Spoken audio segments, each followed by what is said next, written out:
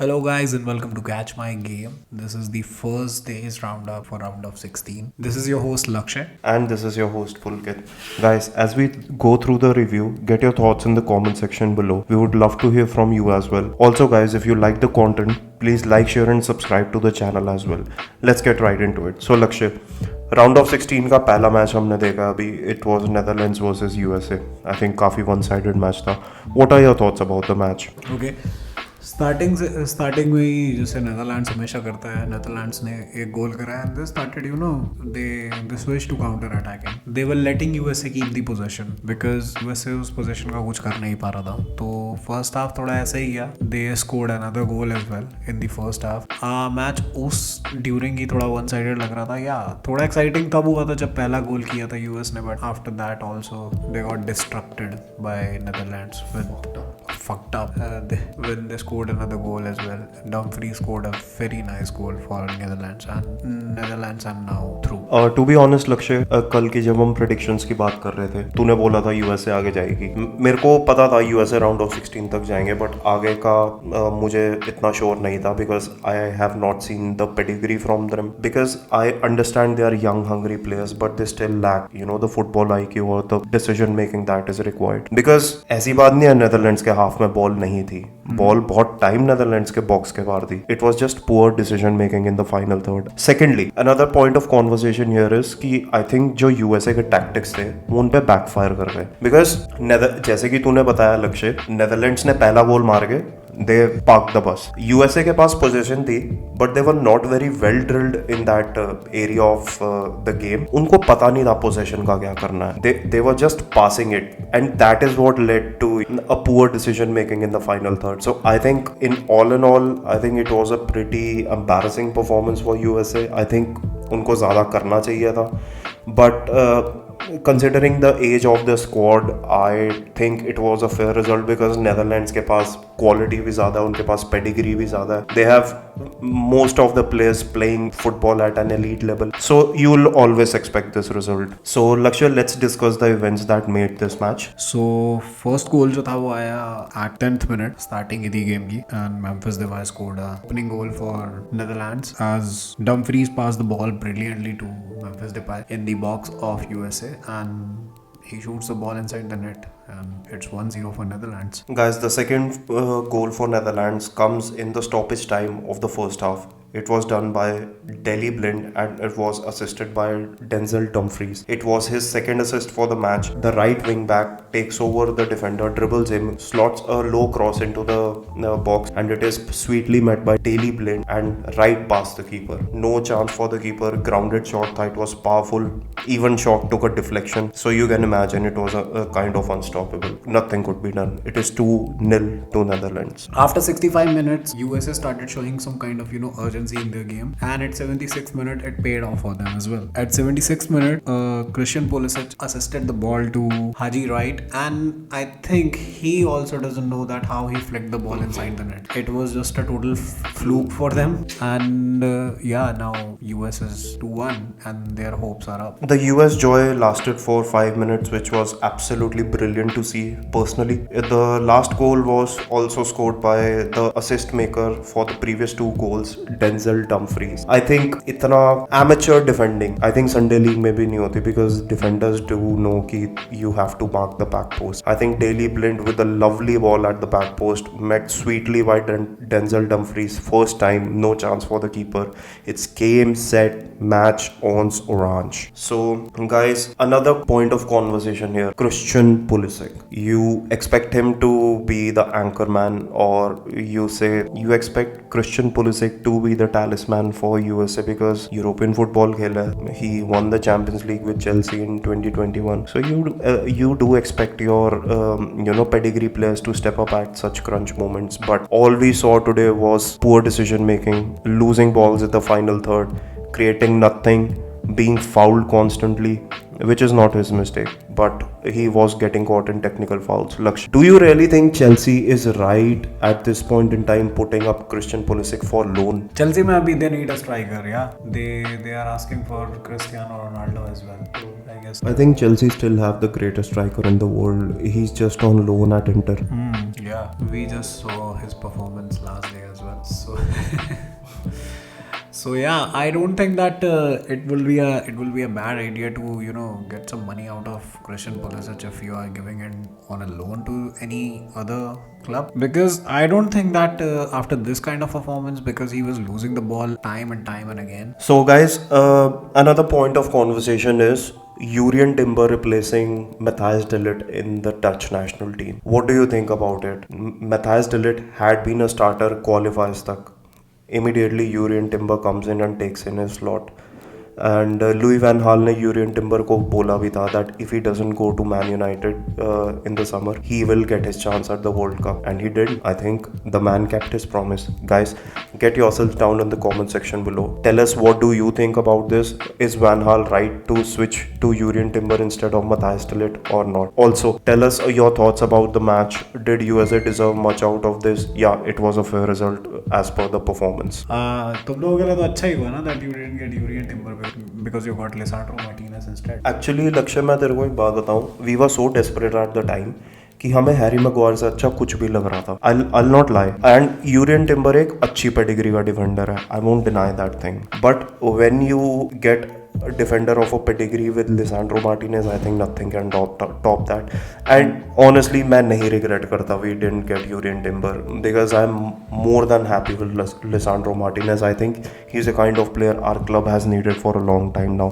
But that is a totally different conversation point. As for Jurrien Timber, I'm happy that he is getting time with his national side, and also he can showcase the world what he can do on a grand stage. So मतलब ऐसा जिस तरीके का performance पर US ने किया इस वाले वर्ल्ड कप में, आई थिंक जो अगला वर्ल्ड कप होने वाला है 2026 का, इट विल बी को hosted by US in Mexico, के लिए एक अच्छा मतलब है, एक अच्छा पीआर वो हो सकता है that they performed really well in this world cup, and I think that in the next world cup they will be a threat. You can say that, but इस चीज़ की गारंटी नहीं है, because as you saw this world cup, Qatar are the first host जो एक भी match नहीं जीता अपना world cup. South Africa did it, Russia did it, even Brazil did it. Brazil का सेमीफाइनल में forget it was a 7-2 loss, just forget about it at the moment.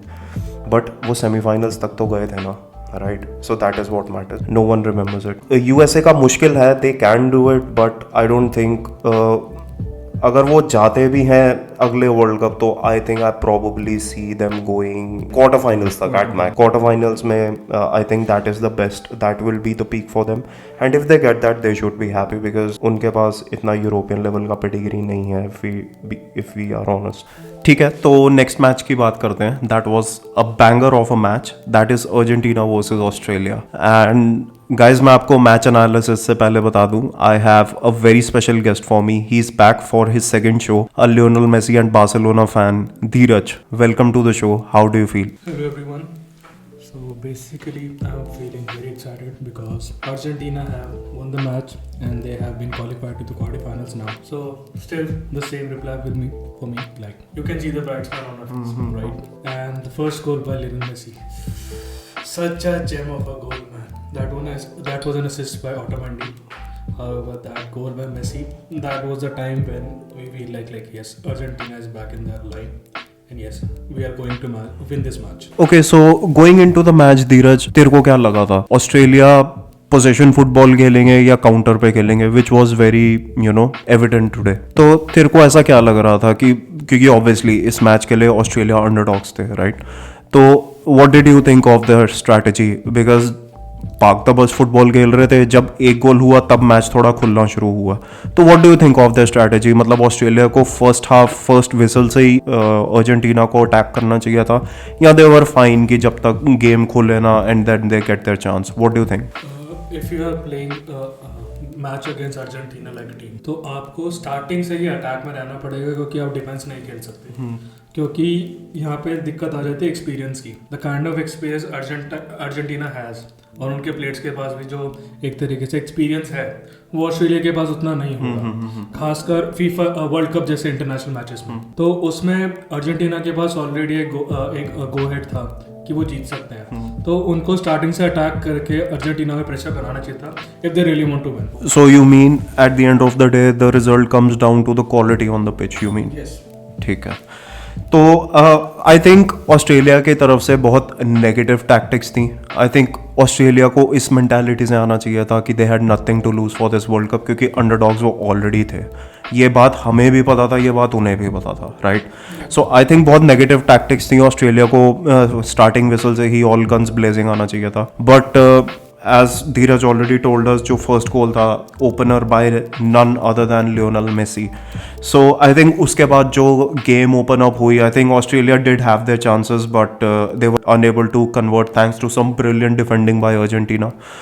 And I think last का जो stoppage time था, आई think Australia ने बहुत ज़्यादा pressure बना।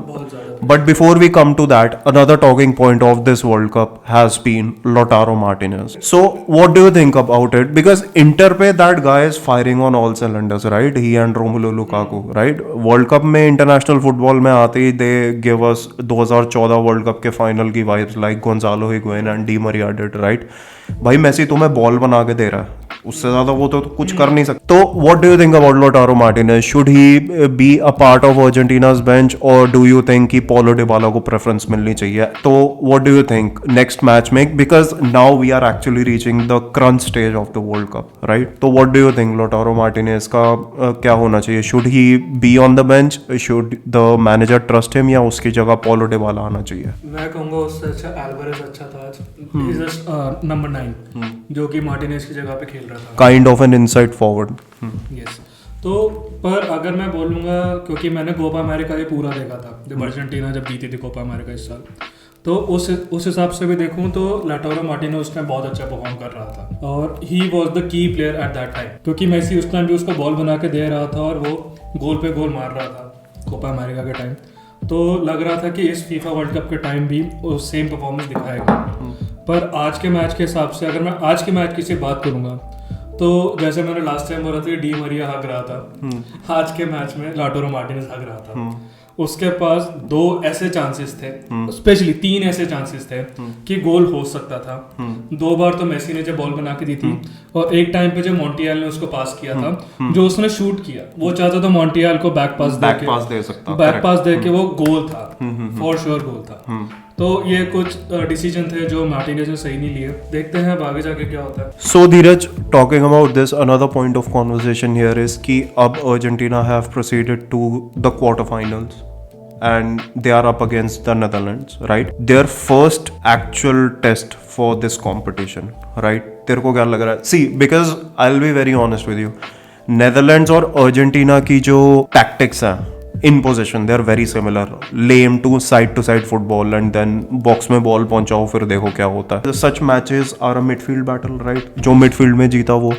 तेरे को क्या लगता है, अर्जेंटीना को मतलब नेदरलैंड्स के अगेंस्ट पैसिव टैक्टिक्स में जाना चाहिए या ऑफेंसिव टैक्टिक्स? मैं कहूँगा थोड़ी ऑफेंसिव टैक्टिक्स पे जाना चाहिए, पर अगर एक बात बोलूँ मिडफील्ड बैटल की, तो अगर आज की परफॉर्मेंस बोलूँ, Rodrigo de Paul was on fire today, और इसी हिसाब की परफॉर्मेंस हमको रोड्रिगो दे पॉल से चाहिए in the next quarter final as well, क्योंकि अगला मैच आपका पूरा मिडफील्ड बैटल है। जो मिडफील्ड में जीतेगा वो गोल मारेगा।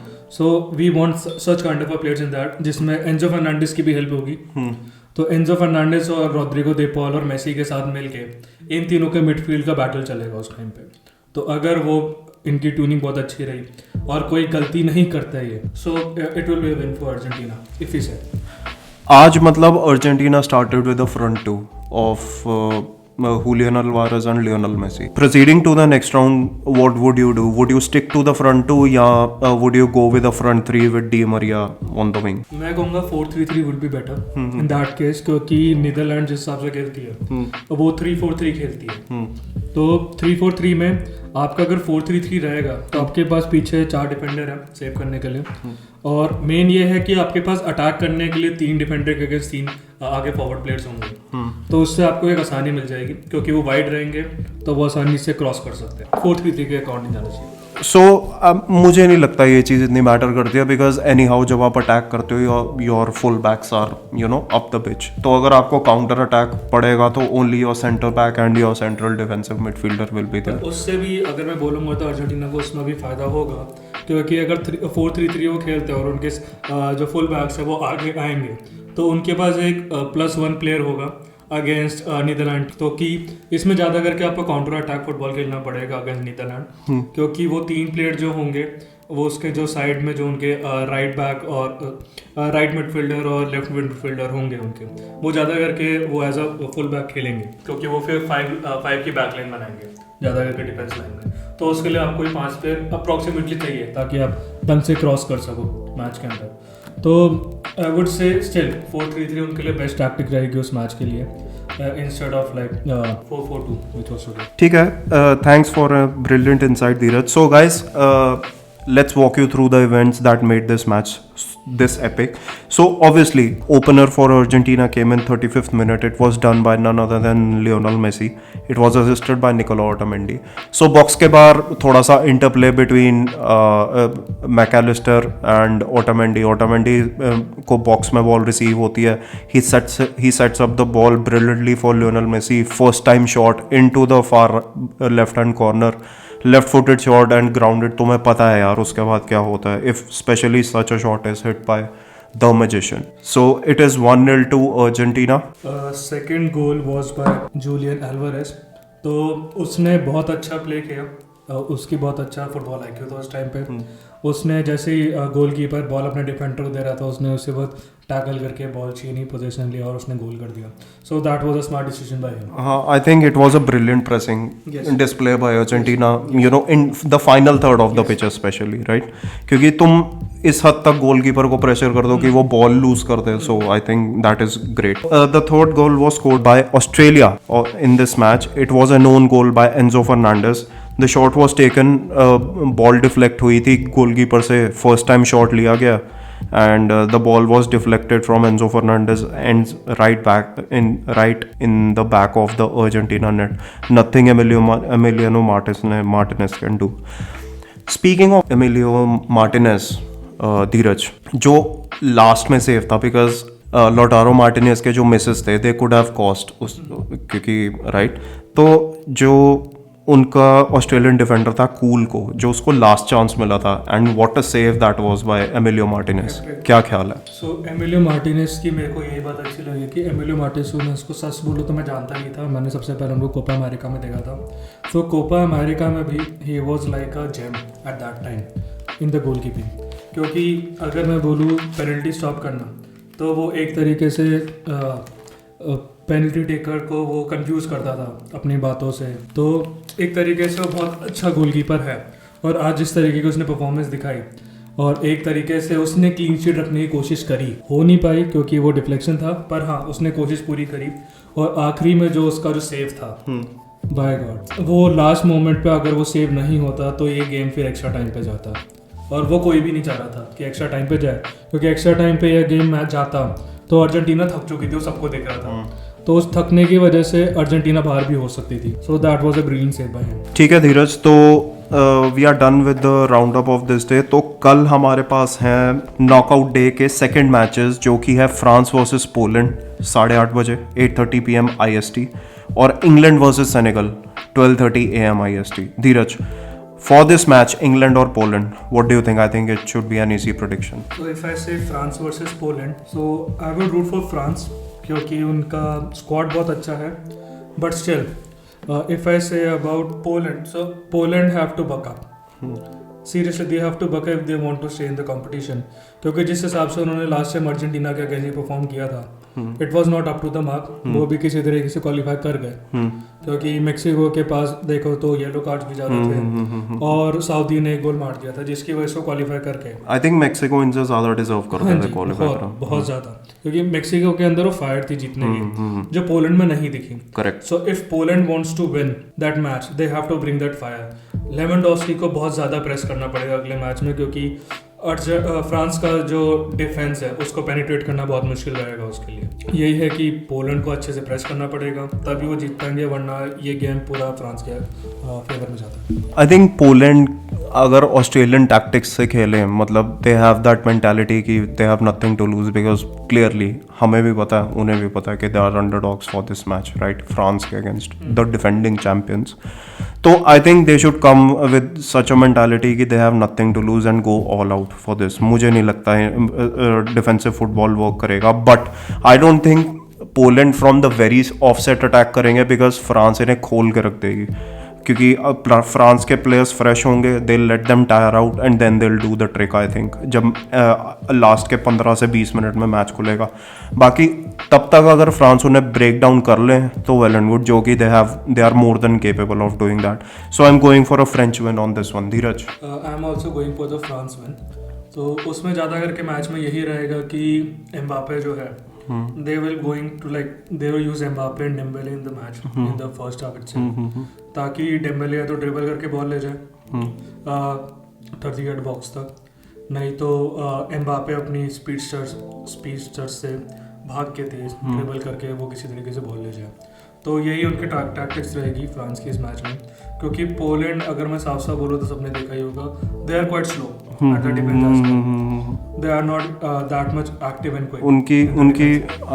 उनकी आई डोंट थिंक मिडफील्ड में क्रिएटिविटी भी नहीं है इतनी कुछ खास। France has a upper hand in this match. ठीक है, so for the second match England versus Senegal. If I say that will be going to be an exciting match, क्योंकि सेनेगल जिस हिसाब से परफॉर्म करता है पूरे वर्ल्ड कप में, they are like a rising star. मतलब उनकी जो टैक्टिक्स है, वो जिस तरीके से प्रेस कर रहे हैं, जिस तरीके से खेल रहे हैं, that's an epic. So it is going to be somewhat difficult for England to score, however still I can say that England is going to win. So for this, I'll also go for an England win. I don't see Senegal getting anything out of England, but अगर Senegal fans की तरफ से फिर से एक वो Senegal वाला atmosphere देखने को मिल जाए, it can give players a push. I think we can have an upset here, right? Yes. Otherwise, if I go on the basis of quality, I think Senegal are no match for England. So guys, this was all for this edition of the review. We thank you for lending an ear. Get your thoughts in the comment section below as well.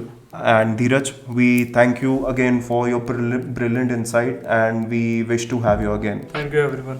Sure, you can call me and I'll be here. Okay guys, so follow us on Twitter and Instagram for the latest news in football and combat sports as well. This is your host Pulkit. And this is Dheeraj. Until next time guys, take care.